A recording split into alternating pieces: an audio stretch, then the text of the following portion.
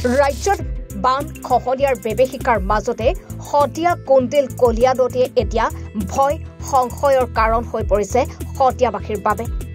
অসম অৰুণাচল সীমাৰে বৈ যোৱা এই নদীখনৰ কাষৰ বিস্তৰ অঞ্চলত খহনীয়াই এতিয়া কালৰূপ ধাৰণ কৰিছে আৰু কাষৰীয়া অমৃতপুৰ অঞ্চলত দিনে নিশাই চপৰা চপৰে খহিছে গৰা আৰু হেৰুৱাব লগা হৈছে শ শ বিঘা মাটি। স্থানীয় লোকৰ আশংকা এইদৰে যদি নিত অপৰিৱৰ্তিত ৰূপত গৰা খহাই থাকে তেন্তে পাহাৰীয়া খৰস্ৰোতা নদীখনে শদিয়াখনৰ বহু অঞ্চল নিঃশেষ কৰাৰ আশংকা ব্যক্ত কৰিছে গাঁওবাসীয়ে। গুৰুত্বপূৰ্ণ কথা যে এই নদীখনক লৈও দুই ৰাজ্যৰ মাজত সীমান্ত নিৰ্ধাৰণ কৰি লোৱা হৈছে আৰু লক্ষণীয়ভাৱে উক্ত নদীখন এতিয়া অসমৰ দিশে গতি কৰাত দিনে দিনে সংকুচিত হৈ আহিছে শদিয়াৰ সীমা।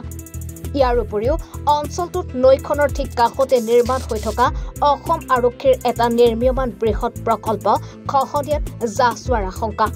খহনীয়া যিটো মানে গৰাখহনীয়া মানে লাগিছে, এই গৰাখহনীয়া এই ধৰণে যদি গৰাখহনীয়া হৈ থাকে তেতিয়াহ'লে কিন্তু শদিয়াখন আৰু শেষ হ'বৰ কাৰণে বেছি সময় নালাগে। মই এইটো কাৰণেই ক'ব বিচাৰিছোঁ যে অকল এই গৰাখহনীয়াটো অকল মানে অম্বিকাপুৰ আদৰ্শ আহোমগাঁও বা বড়োগাঁও বা অম্বিকাপুৰ অঞ্চলৰ কাৰণে নহয়। এই গৰাখহনীয়া যদি এনেধৰণে যদি হৈ থাকে তেনেহ'লে আৰু চাব আপোনালোকে অনাগত 2টা বছৰৰ ভিতৰত শদিয়াখন একেবাৰে নিশ্চিন্ন হৈ যাব। এইটো কাৰণেই কৈছোঁ যে শদিয়াত আমি ডাঙৰ ডাঙৰ অট্টালিকা বা ডাঙৰ ডাঙৰ প্ৰজেক্ট বা গাড়ী মটৰ দামী দামী গাড়ী মটৰ লৈ কিন্তু একো লাভ নাই যদি এই নদীখনৰ যদি আমি মানে স্থায়ী সমাধান যদি আমি কৰিব নোৱাৰোঁ।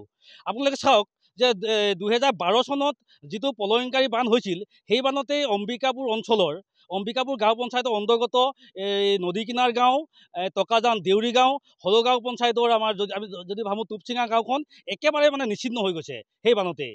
কিন্তু এটা কথা ঠিক, আমি ৰাইজৰ তৎপৰতাতে হওক বা এই প্ৰশাসনৰ তৎপৰতাতে হওক কিন্তু আমি কিছু সফল হৈছোঁ, কিন্তু সেই সফল কিন্তু আমাৰ স্থায়ী সফল নহয়। যিদিনাখনলৈকে আমি বৈজ্ঞানিক পদ্ধতিৰ যোগেদি আমি মানে এটা বানৰ ব্যৱস্থা কৰিব নোৱাৰিম সেইদিনাখনলৈকে কিন্তু আমি স্থায়ী সমাধান নাপাম। আৰু এটা কথা খুব গুৰুত্বপূৰ্ণ বিষয় যে এই ওচৰতে এতিয়া যিটো আমাৰ অসম গভৰ্ণমেণ্টৰ জৰিয়তে অসম পুলিচ 6 নং বেটেলিয়ান প্ৰশিক্ষণ চাউনি যিটো নিৰ্মাণ কৰি আছে সেই কেন্দ্ৰটোলৈ কিন্তু মাত্ৰ 500 মিটাৰ আছে। আপোনালোকে গৈ দেখি পাব এতিয়া যে 500 মিটাৰ আৰু গৰাখহনীয়া যদি কৰে তেতিয়াহ'লে সেই নদীখন কিন্তু ইতিমধ্যে সেই প্ৰজেক্টটো নিয়াৰ লগতে শদিয়াখন একেবাৰে কিন্তু ধুই লৈ যাব।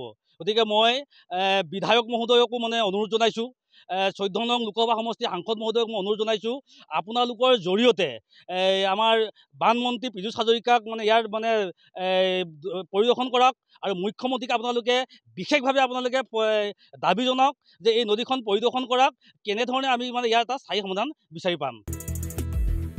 চৈখোৱা শদিয়াৰ পৰা নৰেশ বজাৰ ৰিপৰ্ট এনিভাৰত 24।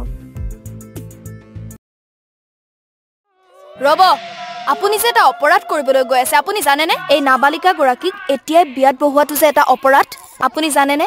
অপৰাধ কেনেকৈ? মোৰ ছোৱালী, মোৰ কথা। তুমি যিয়েই নোকোৱা ভূঞা, 18 বছৰৰ তলৰ যিকোনো কন্যা সন্তানৰ বিয়া দিলেই আইনগতভাৱে এক দণ্ডনীয় অপৰাধ। বিয়া দিয়াজন যিমান দায়ী, বিয়া পতাজনো সমানে দায়ী। এতিয়া তাই পঢ়া শুনা কৰাৰ বয়স, খেলা ধূলা কৰাৰ বয়স। তাইক খেলিবলৈ দিয়ক, পঢ়িবলৈ দিয়ক আৰু চাব এদিন আপুনি তাইক লৈ গৌৰৱ অনুভৱ কৰিব পাৰিব।